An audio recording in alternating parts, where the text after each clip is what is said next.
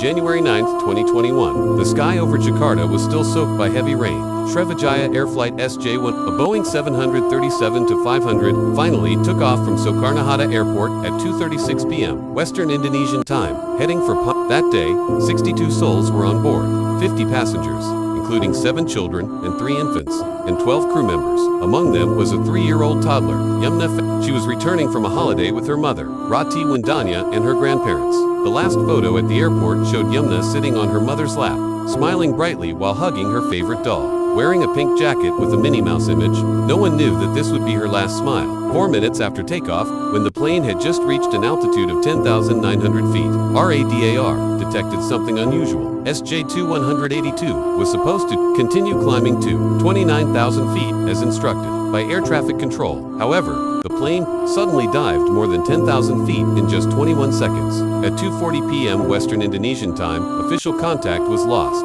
Fishermen and residents of Langkang and Laki Islands reported a loud explosion, followed by sparks in the sky, before the metal body plunged into the shallow sea, 23 meters deep. There was no distress signal, no time to say goodbye. Only silence remained. Basarnas, Indonesia's national search and rescue agency, immediately launched a massive search operation. Indonesian Navy warships, helicopters, and diving teams were deployed. The first day of the search found aircraft debris, fragments of victims' bodies, and personal belongings floating on the water. In the following days, parts of the engine, landing gear, and cockpit fragments were successfully recovered from the seabed. The black box, consisting of the flight data recorder, F, was found on January 12, 2021, while the cockpit voice recorder, C, was not recovered until March 30, 2021. But of all the discoveries, one item silenced the world: a small pink jacket with a Minnie Mouse image. It was still intact, still soft, as if it held the warmth of its owner's body. The Kopaska Indonesian Navy diver who found it lifted it slowly from the sea. The public immediately recognized